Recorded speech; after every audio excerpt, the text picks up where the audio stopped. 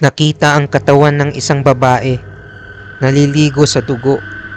Ang leeg nito nilaslas ng paulit-ulit to the point na muntik na maputol ang leeg nito. Bago ang lahat, please like, share, and subscribe. Si Bianca Devins ay isang babae na may depression at nag-iisa lang lagi. Ang internet ang naging lugar kung saan nakakita siya ng kasiyahan. Dito marami siya nakakausap. Hindi niya akalain na ito ang magiging trahedya niya. Si Bianca pinanganak noong October 2001 sa New York. 17 years old na bata ito at aktibo sa social media. Ang problema, marami siya mental issues. Lumilipad ang utak niya most of the time at makikita na parang madilim at negatibo ang disposition niya. Pinadala tuloy siya sa mental clinic from 2018 to 2019 dahil sa mga nangyari sa kanya. Because of this therapies, medyo naging masigla na siya. Parang umaga na nagliliwanag. So ngayon gusto na rin niya makatulong sa ibang tao na may mental issues din. Ginamit niya ang social media para makatulong sa tao. Pero may masamang troll din na inaaway siya sa internet. Pero ginto ang puso ng babae na ito at pinagpatuloy niya ang pagtulong sa kapwa. Sabi ng kaibigan niya, matulungin niya na babae, very caring, kahit siya may problema, tutulungan ka pa rin niya. So may nakilala siya sa internet na isang lalaki. Sa Instagram niya nakilala. Brandon Andrew Clark.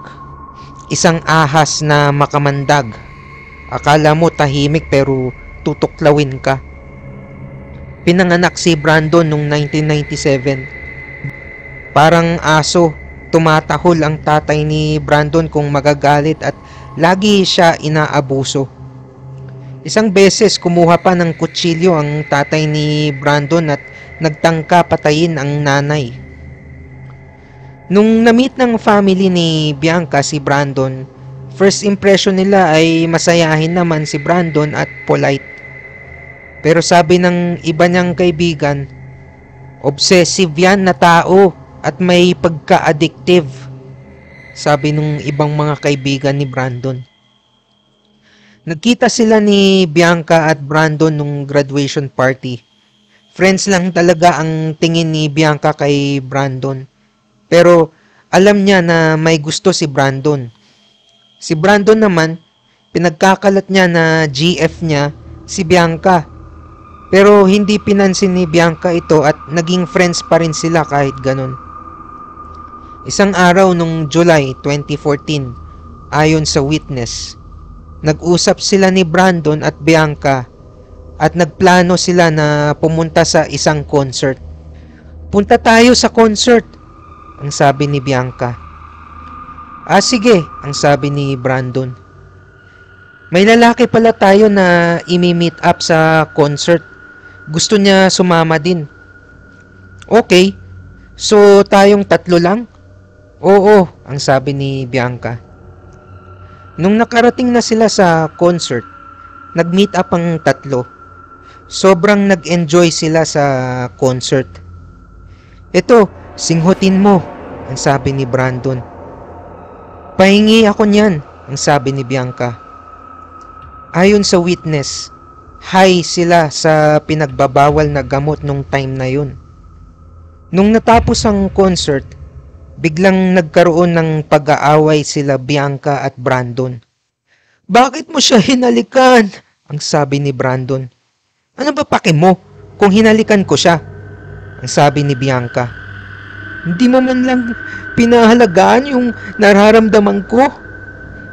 Tumigil ka na nga, Brandon. Wala tayong relasyon, okay? Ang sabi ni Bianca. Ayoko na, ang sabi ni Brandon. Itigil mo na yan, umuwi na tayo, ang sabi ni Bianca. Nung mga 10 p.m., nagsimula na sila umuwi. Si Brandon ang naghatid kay Bianca pauwi.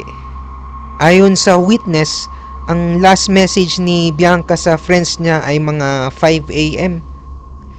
By 6:40 a.m., nakatanggap ang pulis ng phone call from Brandon at nag-confess siya sa pagpatay kay Bianca at sinabi niya na papatayin niya ang sarili niya. Dumating kaagad ang mga pulis at nandoon si Brandon at ang lifeless na katawan ni Bianca. "Hindi ko na kaya ito," ang sabi ni Brandon. Nagsimula siya sugatan ng sarili niya. Mabuti na lang nandoon ang mga pulis para pumigil. Nung 6:40 a.m. na yon, pinakalat din ni Brandon ang karumal-dumal na mga pictures ng bangkay ni Bianca sa social media. Kumalat ang mga pictures. Ang mga troll ay inatake si Bianca dahil akala nila nagpapapansin lang si Bianca. Naging seryoso ang lahat nung ang sister ni Bianca ay nag-post. Confirmed na, patay na si Bianca. Ayon sa witness, nung pauwi na sila Bianca at Brandon, natulog muna si Bianca sa likod ng sasakyan. Dito sinimulan ni Brandon ang plano niya. Binuksan niya ang video para makuha sa video ang mga bayolente na gagawin niya kay Bianca. Kinuha ni Brandon yung kutsilyo na nakatago sa kotse at nilaslas niya ang leeg ni Bianca. Grabe ang paglaslas ng leeg na ginawa niya kay Bianca.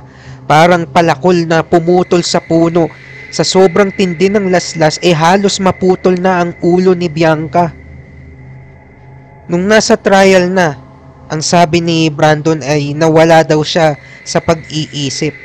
So, sobrang galit niya nung panahon na yon na napatay daw niya si Bianca. "Pasensya na po, nawala talaga ako sa tamang pag-iisip, na nablangko ako sa utak ko. Nanumbalik ang pag-iisip ko nung nagising na lang ako sa ospital at katunayan po, nung pagkagising ko, hinanap ko kaagad si Bianca at tinatanong ko kung buhay pa siya." Hindi naniwala ang mga pulis sa argumento na ito. Sa katunayan, maraming ebidensya ang nakita ng mga pulis na nagpapatunay na pinagplanuhan ang lahat ng ito. Nakita sa kotse ang mga video at mga camera at mga weapons. Nakita din sa computer ni Brandon ang mga previous searches niya.